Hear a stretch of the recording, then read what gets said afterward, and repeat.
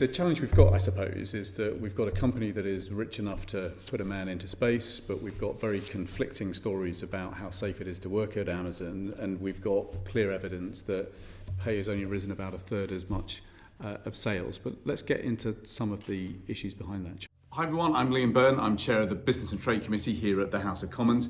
This is a place that is full of drama, but I wanted to take you through one fight we had this week, which is about something that could be of big importance to you. It's about making it easier for you to join a trade union. So the government is about to change the law so that it becomes easier for trade unions to organise workers throughout our economy. There's different views on both sides of this new law, and so to light up the issues at stake, we brought together Amazon, one of the biggest companies in the world, and the GMB trade union that's been trying to organise workers who work for Amazon for a long time. Now, I think it's fair to say that Amazon is not a big fan of trade unions. In fact, they tend to oppose unions coming in to organise their workers pretty much everywhere around the world. So, my first question to Amazon was pretty simple. And the question is, does Amazon basically hate trade unions?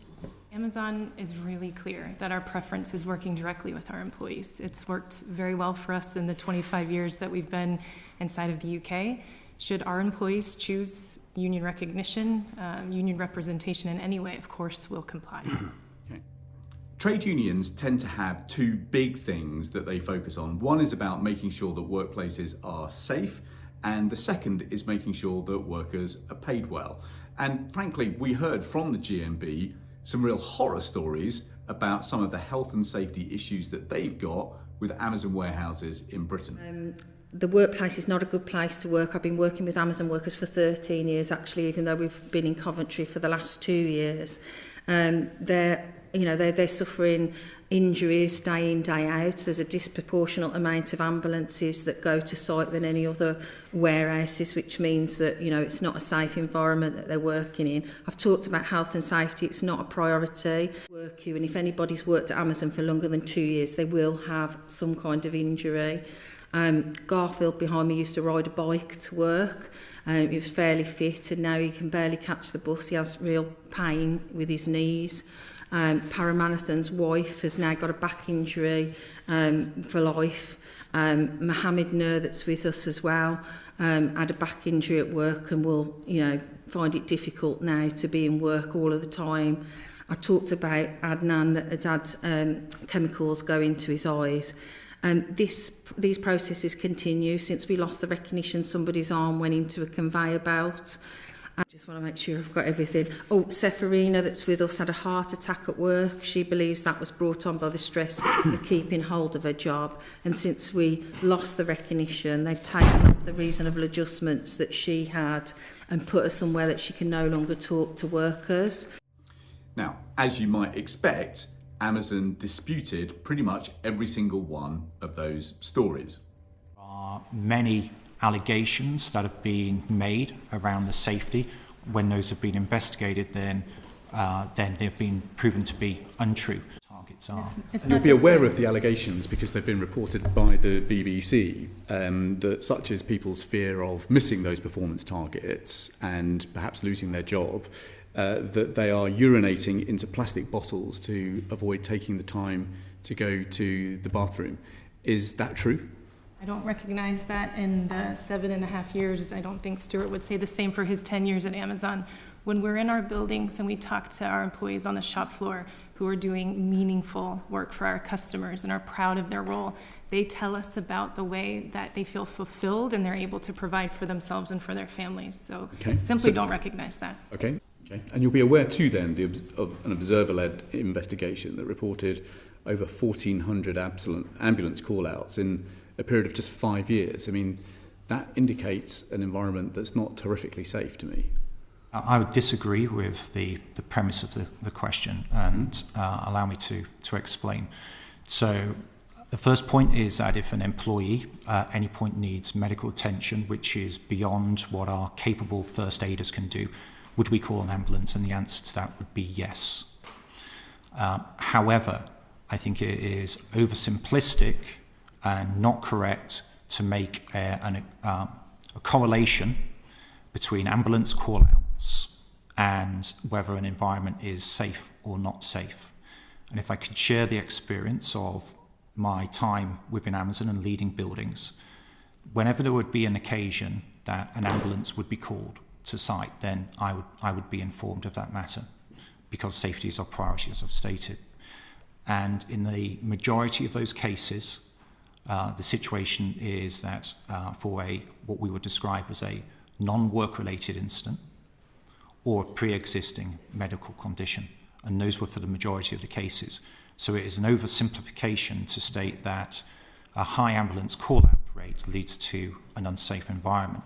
And I would just reinforce the point that I made earlier about our data and how we benchmark against a health and safety executive, which demonstrates... Most employers don't have to call ambulances 1,400 times in 5 years.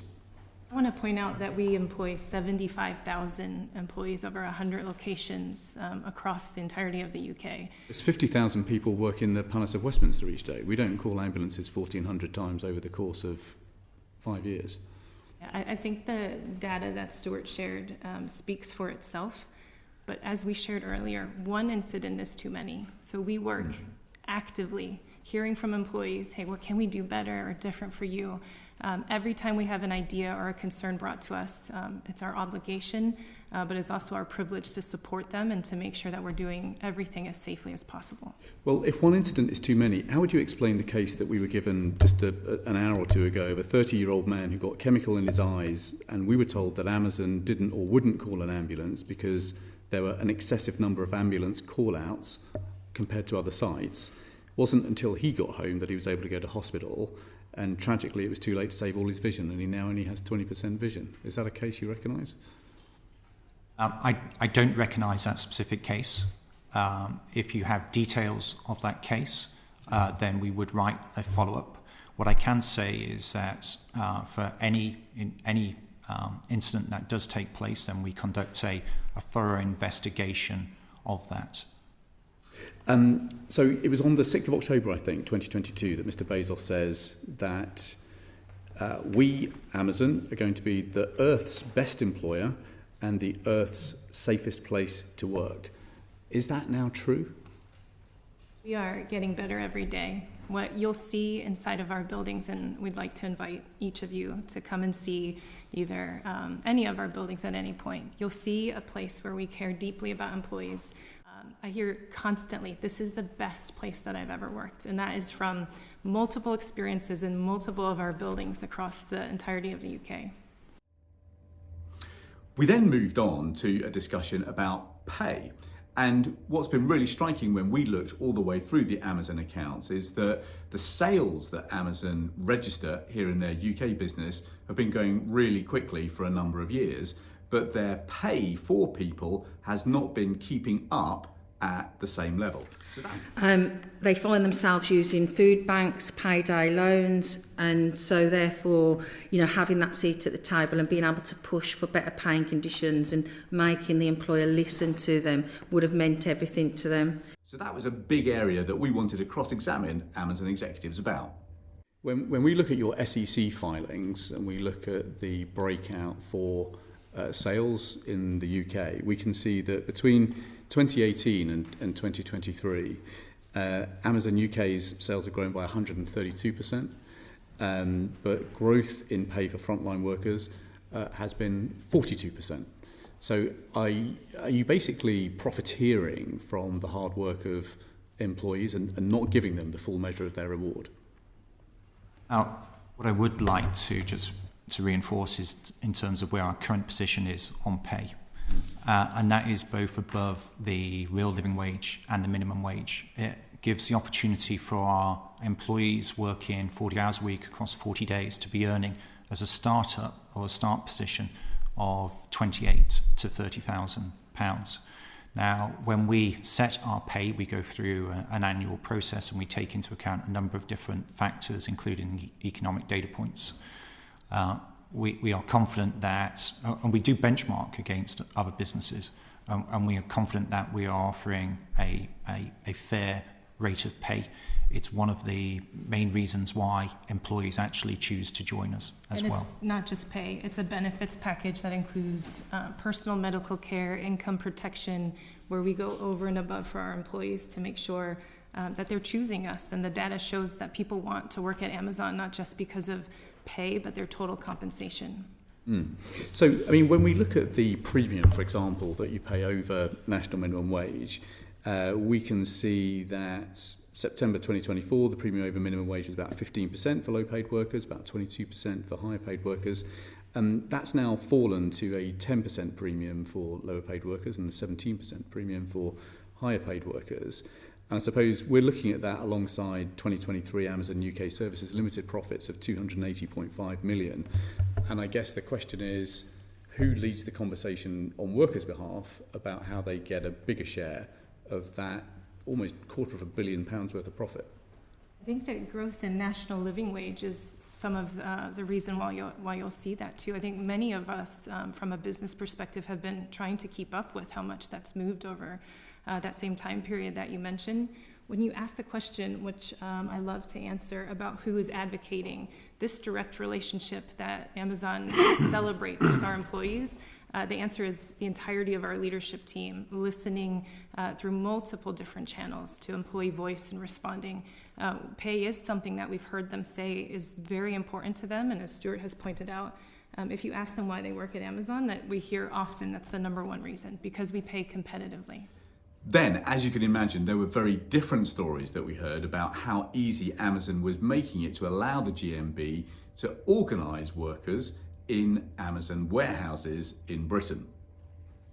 The warehouse itself was swamped with anti-union messaging as soon as the application went in. So just to give that some context, we put the application in on the 4th of March and we gained access at the middle of June. So there was quite a long period of time where Amazon managers were aware that we were going for recognition and were able to start to put a narrative inside that fulfilment centre against the trade union.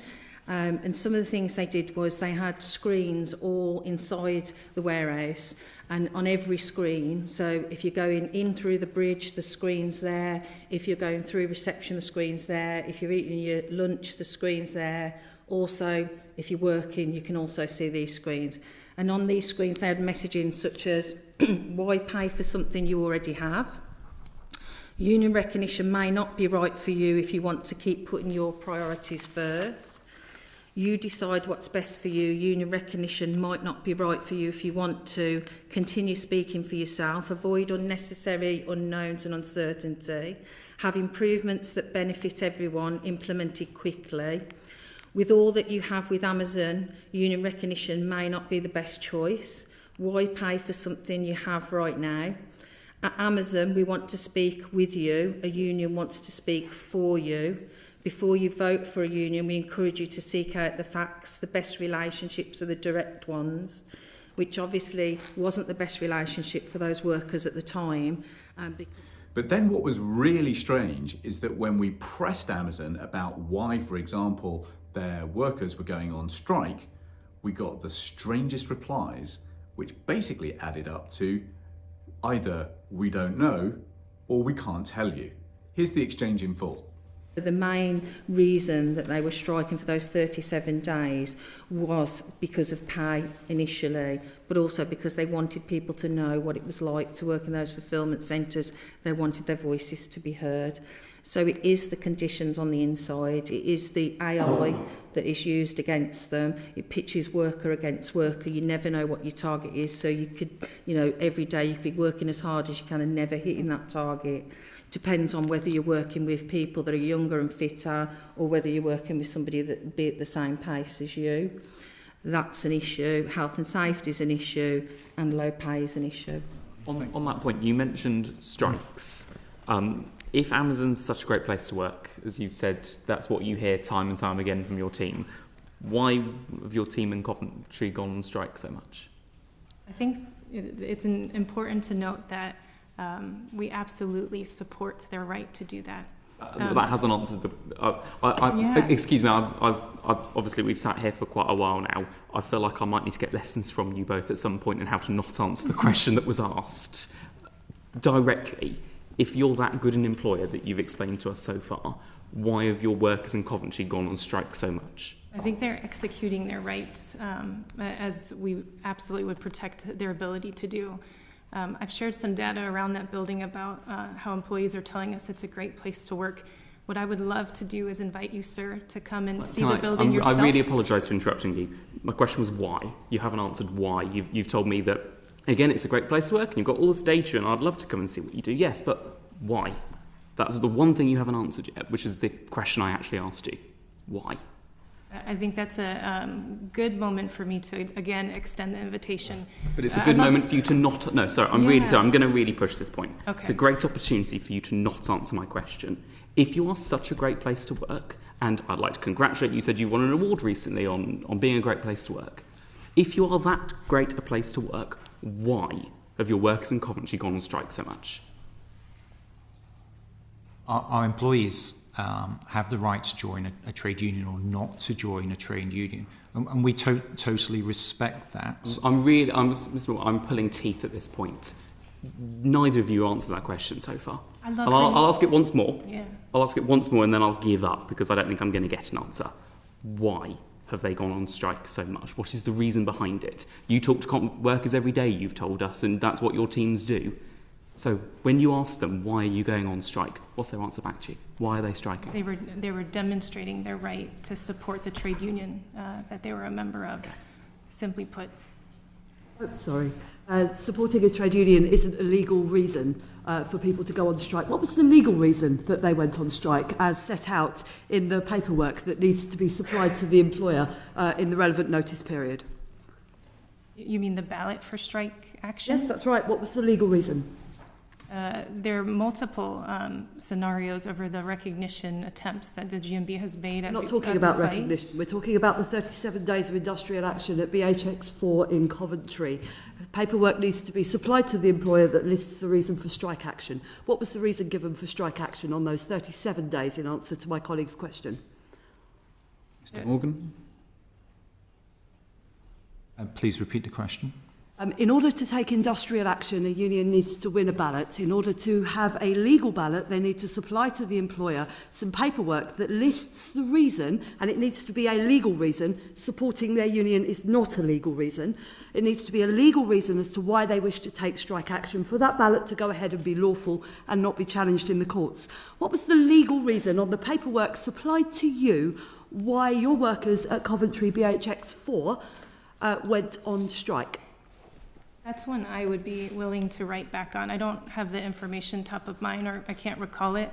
We have been, over the series of 2 years, working with the GMB through this process. So we have responded back and forth for several claims, several allegations, I would say, that simply we don't recognize. So please let me come back on that one. Okay, Mr. Morgan, you don't know why the people went on strike? I think, just to reinforce Jennifer's point, that we'll write back on that. I don't have that detailed point. Okay. You're required to be open with us as a committee. You're sure you don't want to lay out why the people went on strike now? I guess I fully understand our responsibilities as in front of the committee. So there we have it. The new law that's being proposed by the government is coming to the House of Commons in January. What do you think? What did you think about the debate that we had with Amazon? We'd love to have your comments in the comments. And if you like this video and think it would be useful for others, please like it and share it with your friends. You know, the change that recognition would have meant that we could have elected reps in there that would have been able to look after this health and safety. They would have been able to, inspect, put things in place, stop unsafe practices. It would have meant that workers would have a seat at the table when it comes to talking about their pay and conditions that affect them. So flexible working for people with children and caring responsibilities. Some of most of the workers down in Coventry pick up 60 hours a week so that they can afford to, put food on the table. It's an 80% migrant workforce, so there's not only the responsibility of living in the UK, but also family that depend on those wages as well.